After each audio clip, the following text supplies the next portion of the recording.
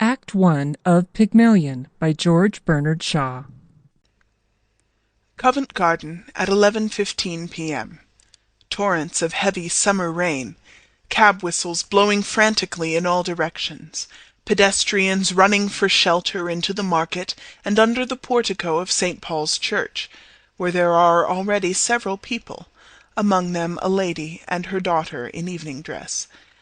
They are all peering out gloomily at the rain, except one man with his back turned to the rest, who seems wholly preoccupied with a notebook in which he is writing busily. The church clock strikes the first quarter. I'm getting chilled to the bone. What can Freddy be doing all this time? He's been gone 20 minutes. Not so long. But he ought to have got us a cab by this. You won't get no cab not until 11:30, missus, when they come back after dropping their theatre fares. But we must have a cab. We can't stand here until 11:30. It's too bad. Well, it ain't my fault, missus. If Freddy had a bit of gumption, he would have got one at the theatre door. What could he have done, poor boy? Other people got cabs. Why couldn't he? Freddy rushes in out of the rain from the Southampton Street side and comes between them closing a dripping umbrella. He is a young man of 20 in evening dress, very wet around the ankles. Well, haven't you got a cab? There's not one to be had for love or money. Oh, Freddy, there must be one. You can't have tried. Too tiresome. Do you expect us to go and get one ourselves? I tell you, they're all engaged. The rain was so sudden, nobody was prepared, and everybody had to take a cab. I've been to Charing Cross one way and nearly to Ludgate Circus the other, and they were all engaged. Did you try Trafalgar Square? There wasn't one at Trafalgar Square. Did you try? I tried as far as Charing Cross Station. Did you expect me to walk to Hammersmith? You haven't tried at all. You really are very helpless, Freddy. Go again, and don't come back until you have found a cab. I shall simply get soaked for nothing. And what about us? Are we to stay here all night in this draught with next to nothing on? You selfish pig. Oh, very well. I'll go. He opens his umbrella and dashes off strandwards, but comes into collision with a flower girl, who is hurrying in for shelter, knocking her basket out of her hands. Now then, Freddy, look where you're going, dear. Sorry. There's manners for you. 2 bunches of violets trod in the mud. She sits down on the plinth of the column, sorting her flowers, on the lady's right.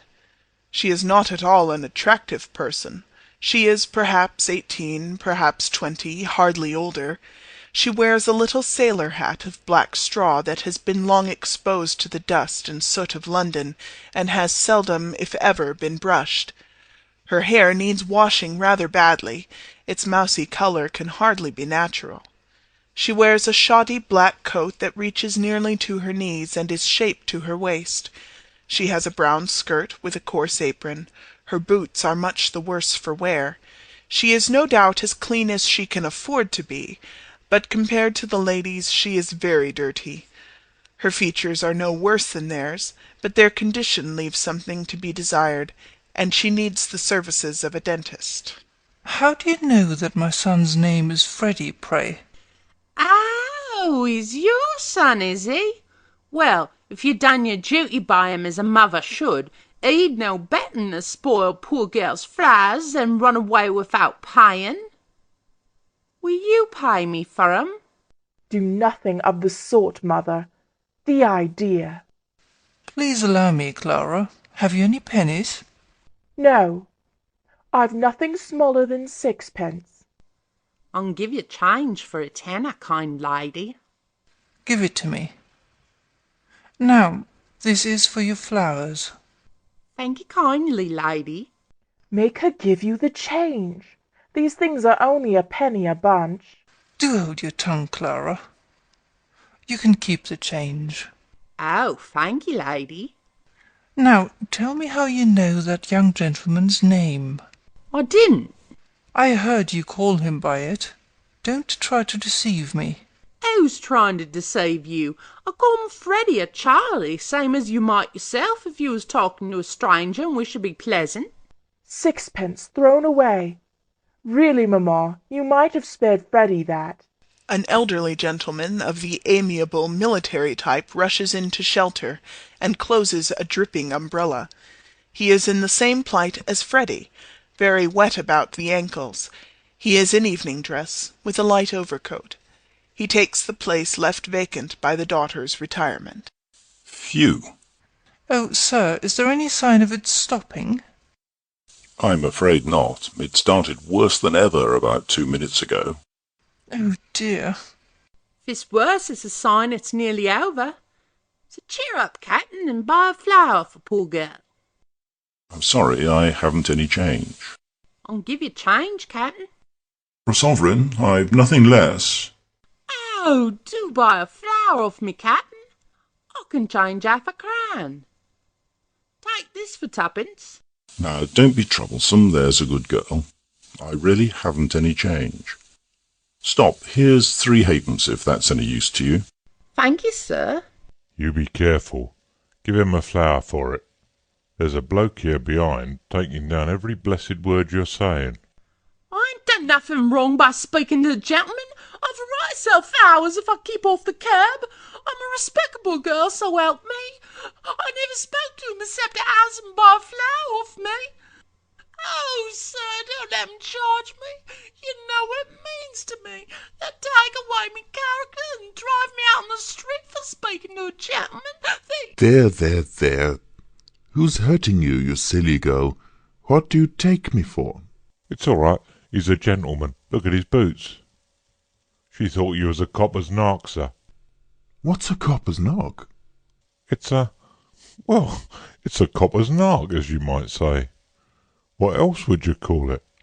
A sort of informer. I take my Bible oath I never said a word.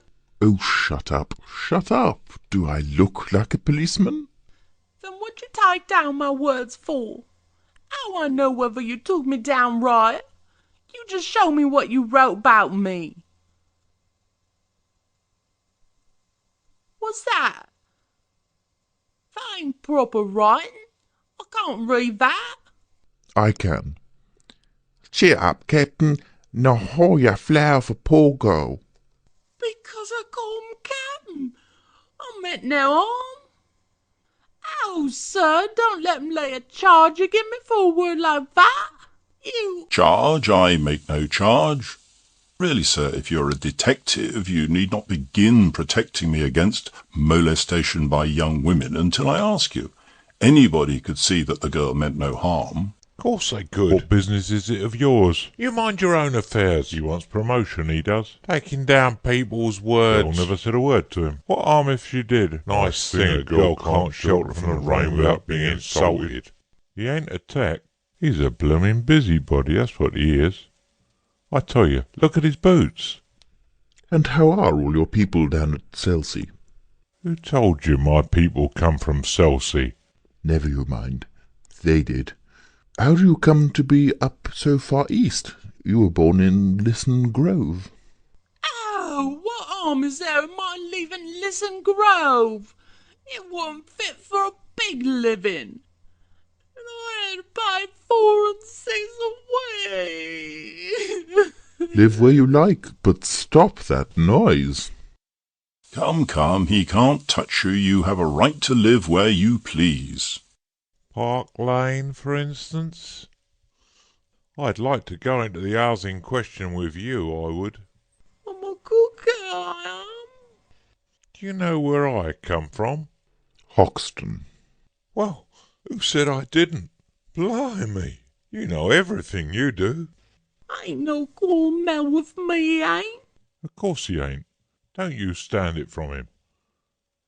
See here, what call have you to know about people what never offered to meddle with you? Where's your warrant? Yes, where's your warrant? Let him say what he likes. I don't want to have no truck with him.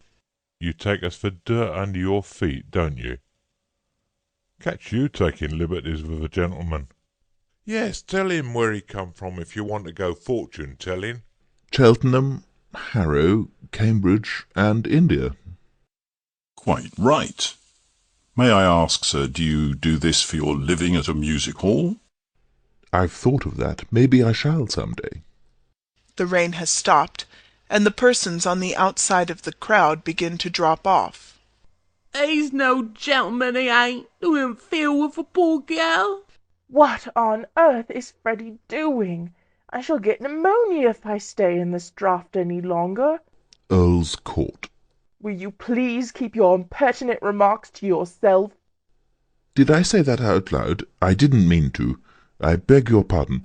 Your mother's Epsom, unmistakably. How very curious. I was brought up in Large Lady Park, near Epsom. What a devil of a name! Excuse me. You want a cab, do you? Don't dare speak to me. Oh, please, please, Clara. We should be so grateful to you, sir, if you found us a cab. The note-taker produces a whistle. Oh, thank you. The note-taker blows a piercing blast. There, I knowed he was a plain-clothes copper. That ain't a police whistle. That's a sporting whistle. He's no right to take away me character. Me character's same to me as any lady's. I don't know whether you've noticed it, but the rain stopped about 2 minutes ago. So it has. Why didn't you say so before? And us losing our time listening to your silliness. I can tell where you come from. You come from Hanwell. Go back there. Hanwell. Thank you, teacher. Ha ha. So long. Frightening people like that, how he like it himself. It's quite fine now, Clara. We can walk to a motor bus. Come. She gathers her skirts above her ankles and hurries off toward the Strand. But the cab! Oh, how tiresome! She follows angrily. All the rest have gone except the note-taker, the gentleman, and the flower-girl, who sits arranging her basket, and still pitying herself in murmurs. Poor girl, I'd enough for her to live without being worried and chivied. How do you do it, if I may ask? Simply phonetics, the science of speech. That's my profession, also my hobby. Happy is the man who can make a living by his hobby. You can spot an Irishman or a Yorkshireman by his brogue. I can place any man within 6 miles. I can place him within 2 miles in London, sometimes within 2 streets.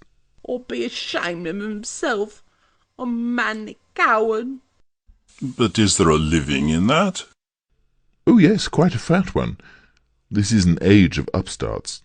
Men begin in Kentish Town with £80 a year, and end in Park Lane with 100,000.